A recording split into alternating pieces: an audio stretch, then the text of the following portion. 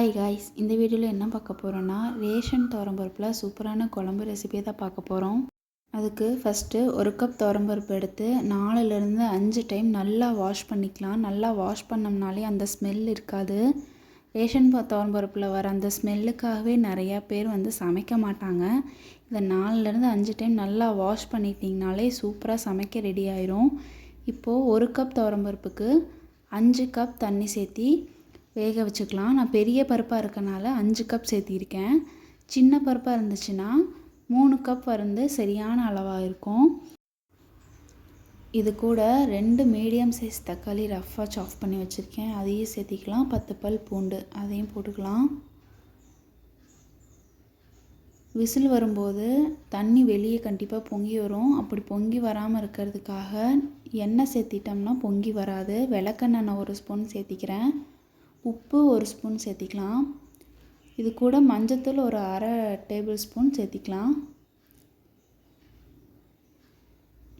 இது எல்லாத்தையும் ஒன்றா மிக்ஸ் பண்ணி, ஒரு பெரிய பருப்பாக இருந்ததுன்னா 4 விசில் 5 விசில் விடுங்க, கரெக்டாக இருக்கும். சின்ன பருப்பாக இருந்ததுன்னா 3 விசில் போதும், சூப்பராக பருப்பு வெந்துடும்.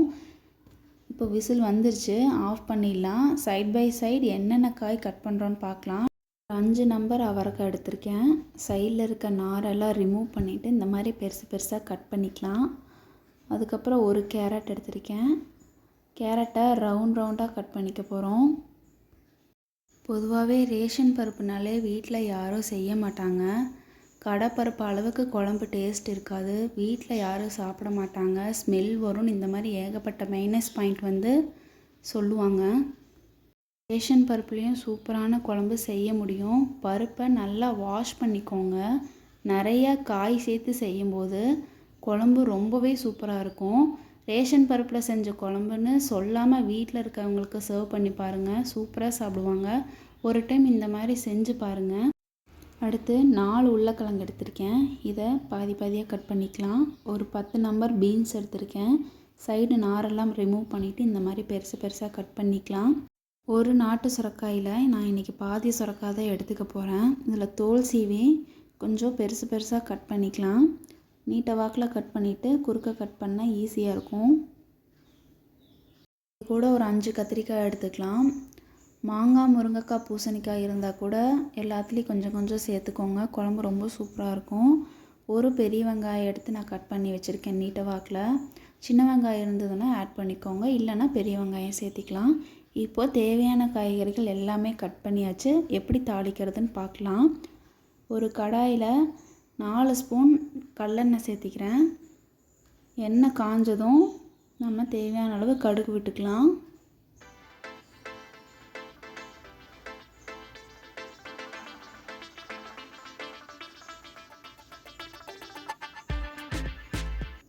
கடுகு கொஞ்சம் பொரியட்டும். கடுகு பொரிஞ்சதும் 1 ஸ்பூன் ஜீரகம் சேர்த்திக்கலாம். ஜீரகம் சேர்த்துனதும் லைட்டாக சிம்மில் வச்சுக்கோங்க, இல்லைன்னா ஜீரகம் கறியிரும்.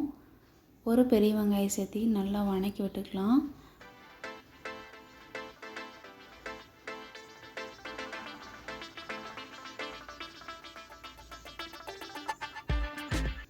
இது கூட ஒரு கொத்து கருவேப்பிலை, ஒரே ஒரு வரமிளகா போதும். இந்த குழம்பு 10 பேர் வரைக்கும் சாப்பிட்லாம். ஒரு கப் பருப்பு போட்டிங்கன்னா 10 பேர் அளவுக்கு சாப்பிட முடியும். அதுக்கு தகுந்த மாதிரி நீங்கள் செஞ்சுக்கோங்க. இப்போது நறுக்கி வச்ச எல்லா காயும் சேர்த்து ஒரு வணக்கிடலாம்.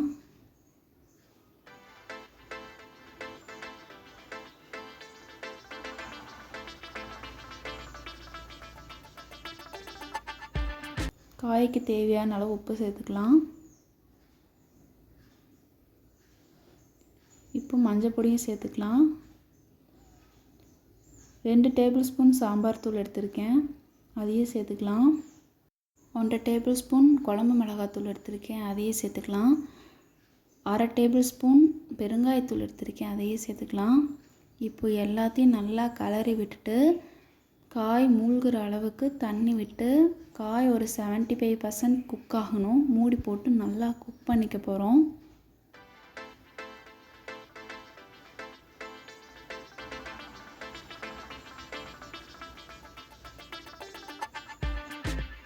இப்போ காய் இந்த அளவுக்கு வெந்ததும் வேக வச்சுருக்க பருப்பை நல்லா மசிச்சு விட்டு இந்த காய் கூட ஆட் பண்ணிக்கலாம். காய் பார்த்திங்களா, குழம்பு பார்த்திங்களா எந்த அளவுக்கு தண்ணியாக இருக்குன்ட்டு. இந்த அளவுக்கு தண்ணியாக இருக்கணும். ஒரு 5 நிமிஷம் நல்லா கொதித்ததுக்கப்புறம் கொஞ்சம் கெட்டி ஆகும். ஸோ இந்த அளவுக்கு தண்ணியாக இருந்தால் தான் கரெக்டாக இருக்கும்.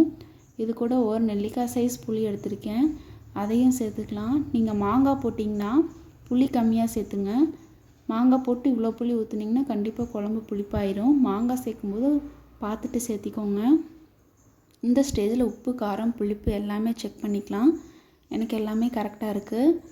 இப்போ பாருங்கள், ஒரு 5 நிமிஷம் கொதிக்க வச்சதுக்கப்புறம் காயெல்லாம் சூப்பராக வெந்து குழம்பு இந்த அளவுக்கு கெட்டியாக இருக்குது. இந்த ஸ்டேஜில் கொத்தமல்லி இலையை தூவி இறக்கணுன்னா சூப்பரான ரேஷன் பருப்பில் குழம்பு ரெடி. இதை செஞ்சு பார்த்து வீட்டில் இருக்கவங்களுக்கு கொடுங்க, கண்டிப்பாக விரும்பி சாப்பிடுவாங்க. வீடியோ பிடிச்சிருந்தா லைக் பண்ணி சப்ஸ்கிரைப் பண்ணிக்கோங்க.